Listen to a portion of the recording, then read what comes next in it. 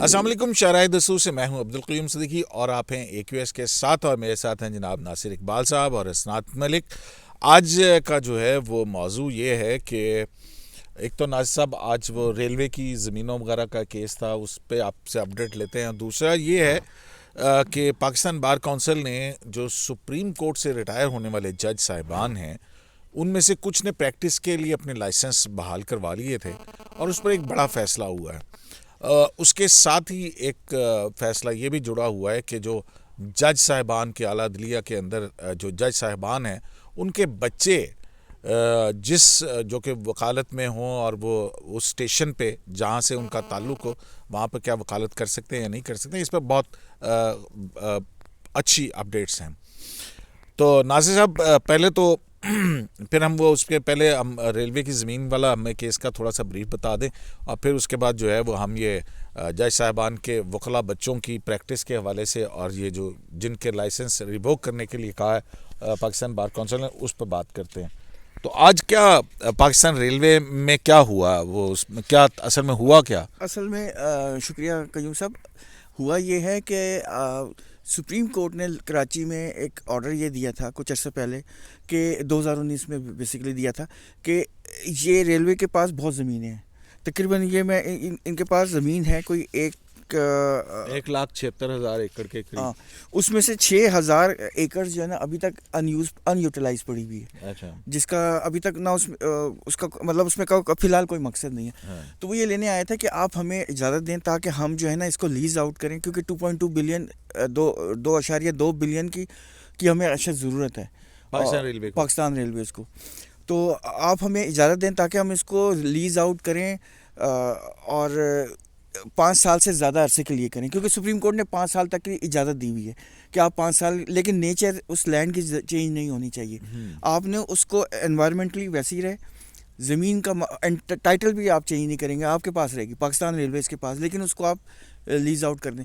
तो supreme court ने basically, मैं आपको छोटा सा क्रैक्स बता दूँ, सुप्रीम कोर्ट ने बेसिकली कहा है कि आप जो है आपका काम नहीं है ये कमर्शियल एक्टिविटी में आना, क्योंकि जब थर्ड पार्टी आएगी तो बहुत सारे प्रॉब्लम्स भी साथ लेके आएगी और आपके कंट्रोल से बहुत सी चीज़ें निकल जाएंगी। आप इसके लिए जो 5 साल के लिए लीज है वो तो आप कर सकते हैं, उसकी इजाज़त है, ठीक है। लेकिन अगर आपको लंबे अरसे के लिए चाहिए ताकि आप कहते हैं कि आपको लॉसेस हो रहे हैं और तकरीबन 50 या 54 बिलियन ये सालाना हुकूमत से पैसे भी लेते हैं।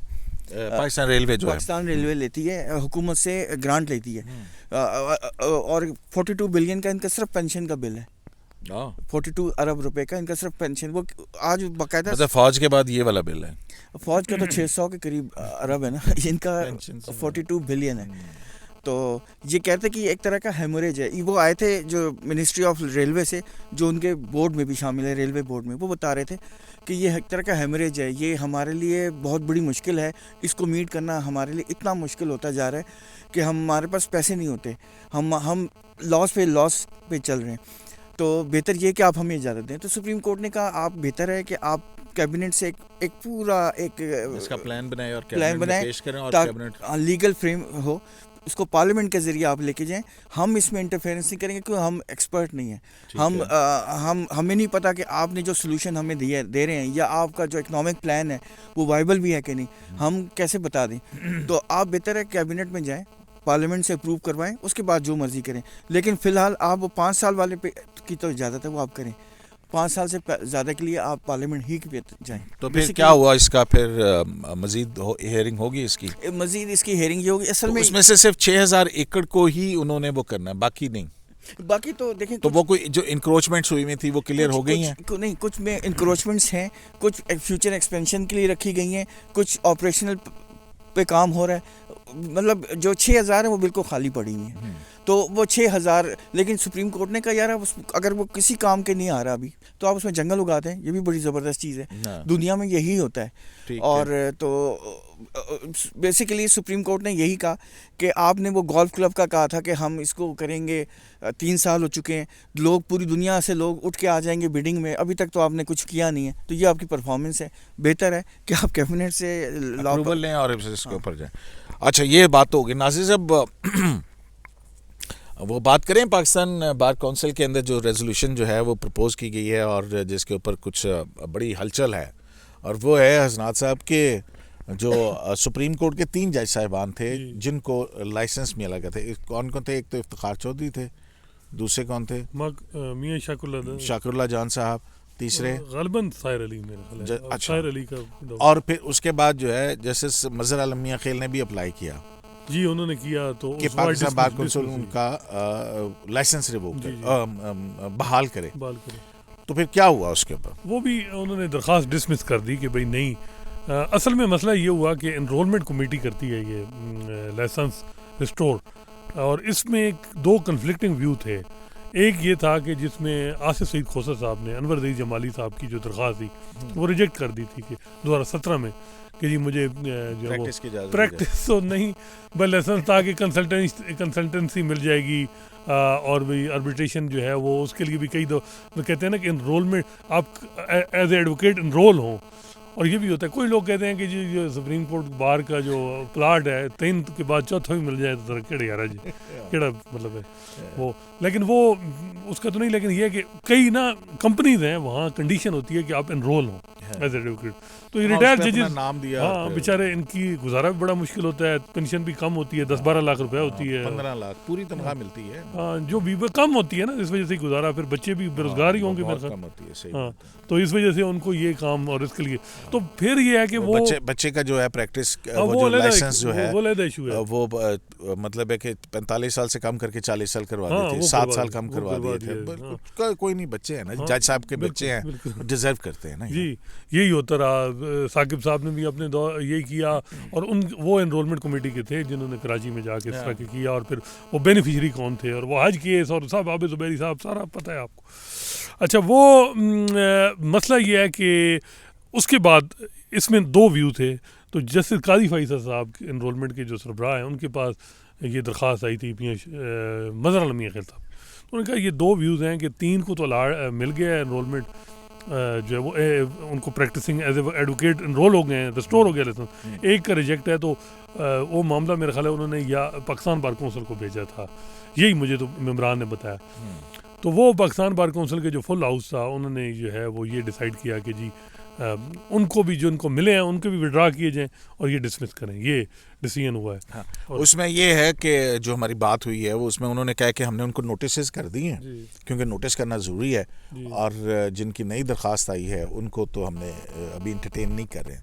तो जो पिछले 3 जज साहिबान थे सुप्रीम कोर्ट के रिटायर्ड जज, उनके लाइसेंस प्रैक्टिस रिवोक क्यों ना किए जाए, तो उसके लिए उनको नोटिस कर दिया। डिसाइड तो हो गया ना कि ये नहीं उनको ख़त्म करेंगे। एक ये डिसीजन था। दूसरा डिसीजन बड़ा इंटरेस्टिंग है कयूम साहब, वो अब उस पर ये डिसाइड हुआ है, क्योंकि आपको भी पता है कि ख़ासकर पंजाब में लाहौर हाई कोर्ट में एक बड़ा जो है ना क्लैश चल रहा है। एक है जजेस के बच्चे, फैमिली, कोई दामाद हो गया, भाई हो गया, बाप हो गया, बेटे हो गए, और दूसरी तरफ बाहर के जो मेम्बरान जो इलेक्ट होते हैं, साल में खर्चे करते हैं, बाहर इलेक्ट होते हैं प्रेसिडेंट, सेक्रेटरी, उनका भी ये होता है कि ब्रीफ अच्छा मिलेगा, केस अच्छे मिलेंगे, ये वो।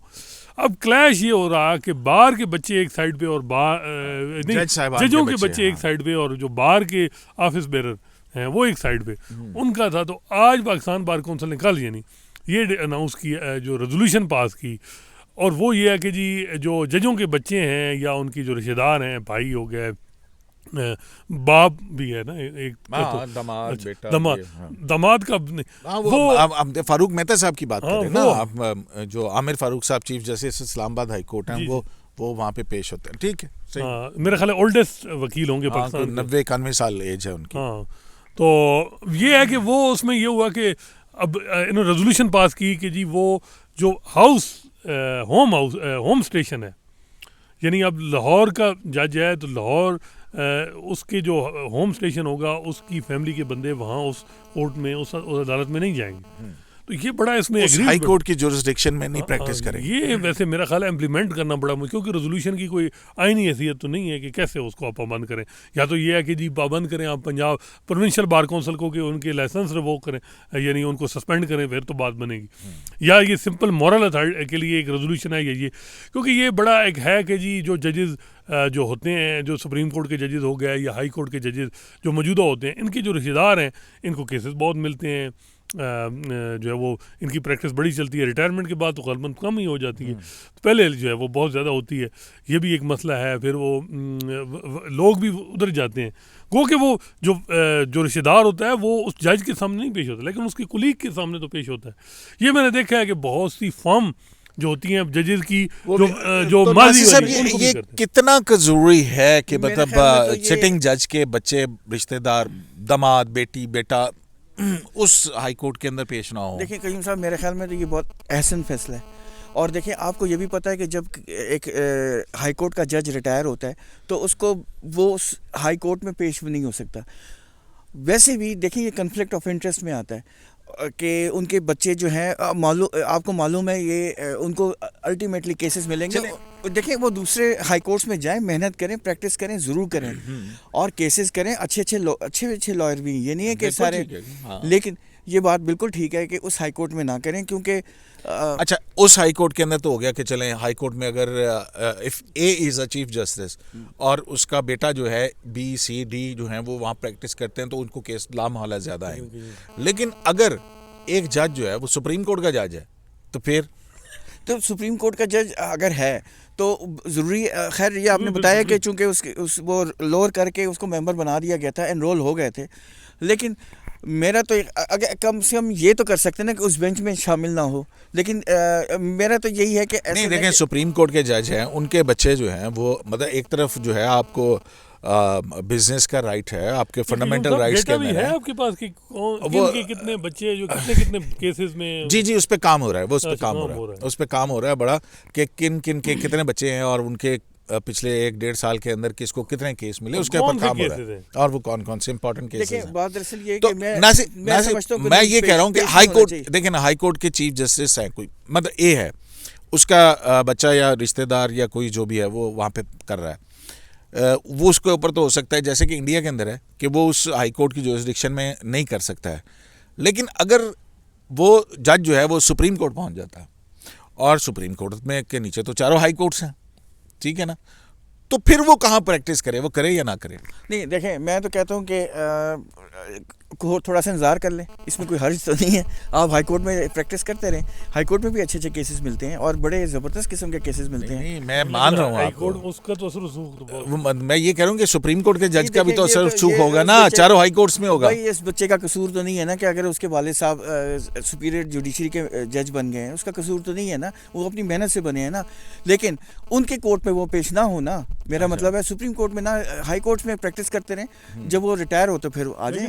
अब यूं साहब आज से 2-3 साल पहले जो है वो एक वकील थे, उनके कोई फैमिली मेंबर जो थे जो बेंच पे, तो वो इतनी प्रैक्टिस चलती थी कि वो जो है वो कॉम्पिटेंट भी थे, इसमें कोई शक नहीं। कभी वो लाहौर, कभी कराची, कभी कहाँ, कभी किधर, कभी किधर।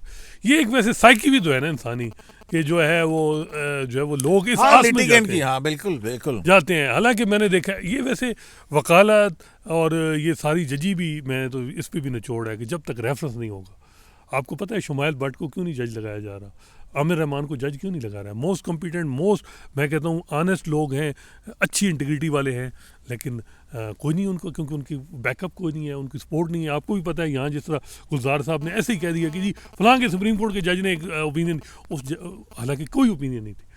तो ऐसे बहुत से लोग हैं जो बेचारे बहुत कॉम्पिटेंट हैं, हम देखते हैं, मेहनत भी करते हैं, लेकिन उनको कोई नहीं, क्योंकि उनकी बैकअप कोई नहीं है, उनका कोई चाचा मामा कोई नहीं है, उनका कोई फॉर्म में कोई ऐसा बड़ा नहीं है जो उनको आगे करे। हमें उम्मीद काजी फाइज़र साहब से है कि मे बी वो इन चीज़ों को ये सारी चीज़ें जो हैं वो देखने वाली। तो मेरे ख्याल में अब कंक्लूड करेंगे इस पर और कोई बात नहीं, या दूसरा जो है वो फिर इंशाल्लाह आपसे मुलाकात होगी। तो ये बड़ा ही अहम इशू है कि, और इसको देख रही है पाकिस्तान बार काउंसिल ने इसको देखना शुरू किया। एक तो ये कि रिटायर्ड जो सुप्रीम कोर्ट के जज हैं उनको पेंशन्स मिलती हैं, तो उनको लाइसेंस देने का मतलब क्या है?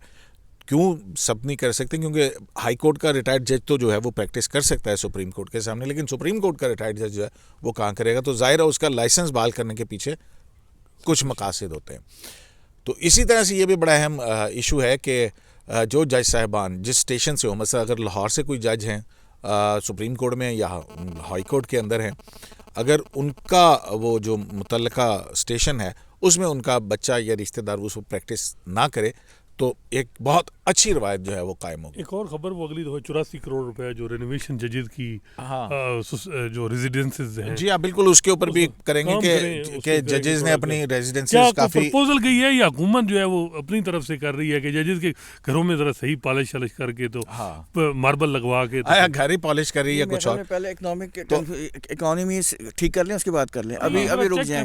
ये चेक करना पड़ेगा, अभी तो आई है ना, उसकी डिटेल्स नहीं पता है उसके ऊपर। करोड़ रुपए का यूं साहब, बिल्कुल बिल्कुल बिल्कुल यार, पता नहीं जज साहब आने कितने आप घर में रहते हैं जिसमें, हाँ, तो वहाँ जो मेंटेनेंस मैं किराए पे रहने तो मैं ही करना जनाब उधर।